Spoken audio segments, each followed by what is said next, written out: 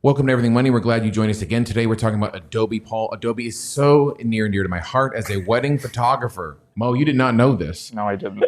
For the past 11 years, Adobe is my daily routine. This company has transferred from a at least for me and for millions of photographers out there. You used to have to download this program on your computer, yada, yada, yada. They've made it so easy now. It's subscription-based now, isn't it? Subscription-based. What do you pay?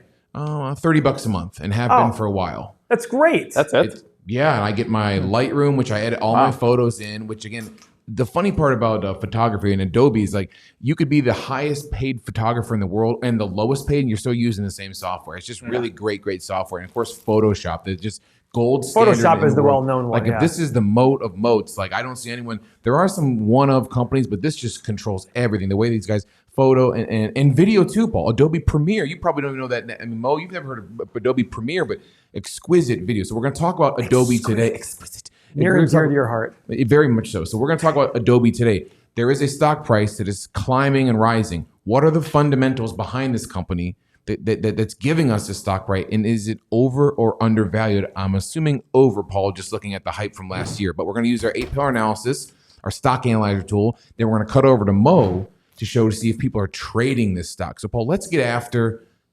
Adobe, baby. So let's look at first here. This is the all-time chart for Adobe going back to 1987. Is this good? Bam. Is it good? It's incredible, right? Oh, yes, of course. Let's do something very interesting here, guys. This is what I want to show you. I'm going to go custom date range. You ready? Start date. 01/01/1998. End date 12/31/2004. Oh, look at this. So here's what I want to point out, guys. Here's a company that went from over $40 a share to under $10 a share. Look at that. So before you sit there and think that, oh, great companies, they always go up in price. This is over a 75% drop. Probably an 80% drop in their share price in a matter of 2 years. Come on. These are the things that happen. We talk about that with Amazon. It went down 95% before it did its big run. You may sit there and say, yeah, but look, if you stuck with it, I'll tell you something right now. If you buy hype, you're not sticking with it all the way down here, guys. You're not sticking with it. Even the people who are saying they're sticking with it are lying to you and selling off. 100%. Everybody says it. That one person who we talked about, that stock channel, who said, I'm going to buy Workhorse, I'm going to keep Workhorse even if they lose their contract. The second they lost their contract, dummies, left it. It's easy to sit there and say what you'll do when other stocks are going up. But just keep in mind that great companies still have big drops in prices when valuations are insane. Okay? So, we're done with that right now. Let's just go to the company itself. $266 billion market cap. By the way, you know how much I love subscription models?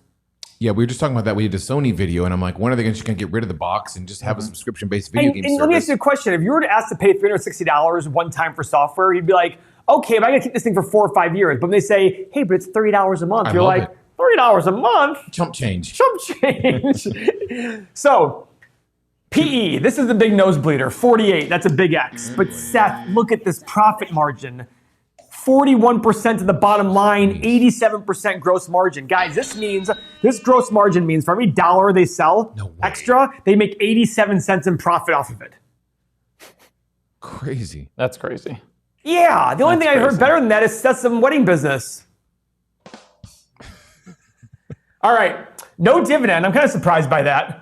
High return on assets and return on invested capital. I mean, very high. They make a lot of money off their capital. They make a lot of money off their assets. That's an incredible number. So, revenue growth, pillar number 3. Let's see. Oh, my lordy, too shorty. 6.15 to 13.68. Check mark there. I'm willing to bet at some point in the last 5 years, they went to the subscription model. Right? Because look at this revenue. That's true, I think, yeah. Right? Look at this. It was kind of like stagnant, then all of a sudden, kaboom. Yep. Now, with our stock analyzer tool, which is going to debut in a few minutes, we're going to show you this is something to consider. Last 5 years growth versus the previous 5 years. You have to factor that in there. You know, call me stupid, but Mo, one of the things that turned me to with this subscription base is that it auto uploads the program. That's the thing. I don't have to download. You get every update. You get every. It's win-win for everybody. You get the most recent software, and they get you as a client for a long time. And it's all saved in your cloud, right? Yeah, just access it anywhere. Incredible. Keep going. Are we on a profit growth? Yeah. Look at 1.3 billion to 5.5 billion. Check mark there. Oh my God. Please, Lord Almighty, who I love, Please and make sure Savior. the shares are decreasing. Baby Jesus. We want the shares Sweet baby decreasing Jesus. for pillar number 5. It is going down, 495, down to 479. Nothing makes me more upset than when companies that are doing well issue more shares. They should be issuing shares though because of how expensive they are, but at least keep the shares the same. The bottom line is that's a check on the shares outstanding. Now guys, this software here, it's incredible. It is 80 cents per day when you join our Patreon. You join the Patreon for 80 cents a day, you get the software. Guys, this stuff is incredible. You're gonna see later in this video how much better. I've only scratched the surface. This is 1 out of the 10 things that this kind of software does. You get the Discord community with, right now, thousands of members, over 3,200 members right now. You can go in 50, 60 chats, talk about individual stocks, investments, personal life, personal finance, anything you want. 80 cents a day. If you are serious about your finances, 80 cents per day. You're gonna go pay 80 cents every hour for coffee. 80 cents a day gets you this. That's true, Paul. Yeah, I would say if you feel alone out there and you want to join our Patreon, you can join our community. Look around at other patrons. So for the same price, there are patrons. There are investment YouTubers who literally give you a Zoom chat once a month. You can have this software right now if you join our Patreon. And exclusive content, because we're going to be doing 2 videos a day soon for just our patrons. Okay. Keep going, Paul. Current assets is cash on hand, 7.4 billion. Pillar number 6. Current liabilities, which is current debts, the current bills due, 5.8. So they have plenty of cash on hand to pay their current debts. Now for the big mamma jamma. Free cash flow growth. Another thing we do on the software that is not in other financial statements, we add the free cash flow number here because free cash flow is cash from operations less your capital expenditures. 2.24 to 5.8, check mark with an average of 3.57. Paul, look at the free cash flow the past 5 years, though. Static growth through that. Look at that. It's been a lot. 1. Yep. Amazing. 3.57 times 20, $71 billion. Uh-oh, $71 billion for the market cap you want to pay? Yeah, so that's the problem, guys. But I will say this. The actual market cap is 266, folks. Yeah, so you're going to look at this going, oh, it's not going to drop 70%. Oh, remember, kids, remember what happened in 2000. It did happen with very expensive companies. Now, the other thing is, guys, remember that this company has a lot of growth recently, and people are probably hyping it up because of that growth. Yep. At some point, it'll stagnate, it'll get slower, and they'll be more stable. It doesn't mean it'll be bad, it'll be more stable. And when that happens, investors out there, I put that in quotes because it'll be hype people, won't have anything to hype anymore. The stock will come down to reality. Mm-hmm. Be patient. Look at this 8 pillars right here. It's exactly like many of the companies I love. Yeah. It tells you the 8 pillars right here. Both valuation metrics are insane. 75 times price to free cash for the last 5 years, 48 times on last year's earnings. So I look at this saying, guys, you still want to do research in this company because this is the company you're going to want to own when the price gets down to normal levels that you need. If you want to trade this in the Bidnass Nation, our Patreon tier, you can talk to Trader Mo over there. Paul, Mo, what are people doing with, I can look right now and see this. So I just want to show that this is a year chart, but you can see this is consolidated in this range between about 500 and 450. It cannot break through that. Now it's kind of starting to break through. Let me go over to the daily chart just to show you a little bit more detail. And you can see that, that was too much.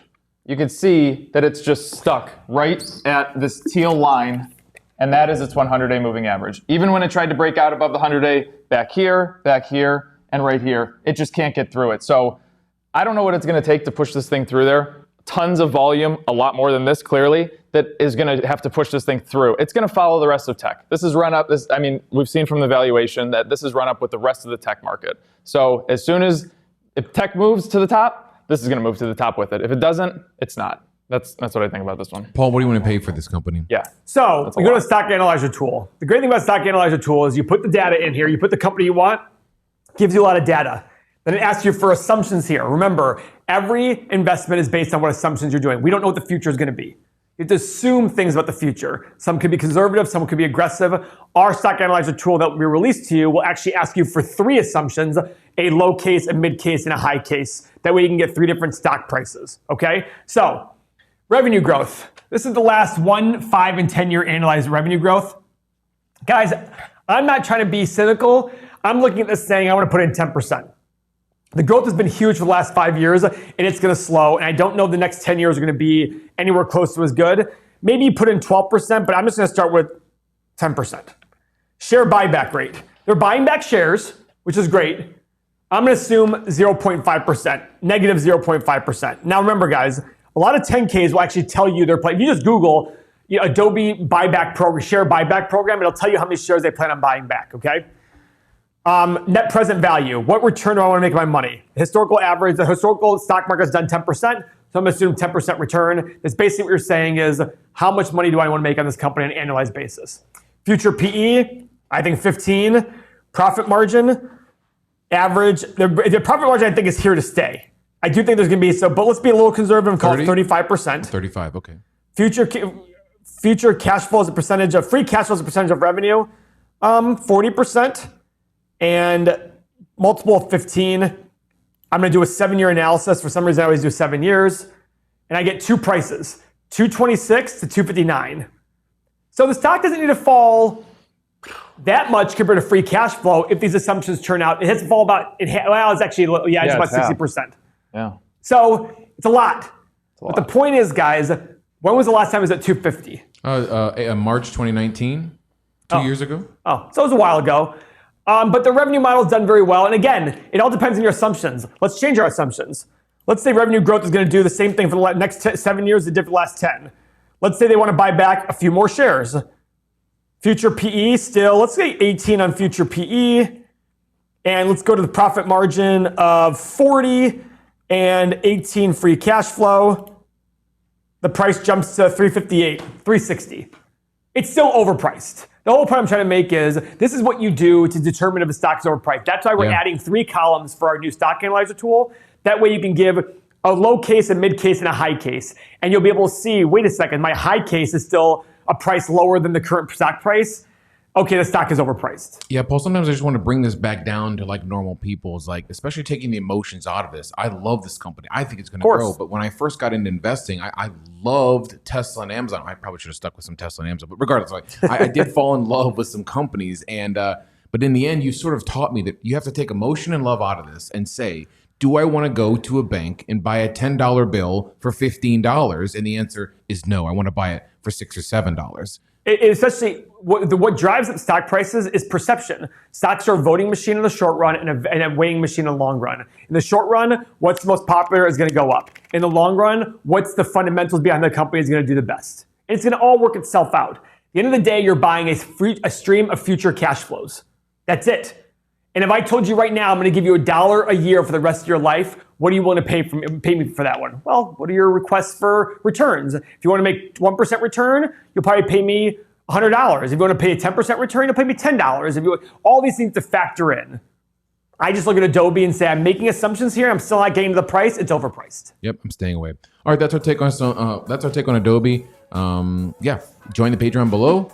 Follow the like. We love having you guys watching our videos, and we appreciate you. Thanks so much. Patrons, you know I love you. See you.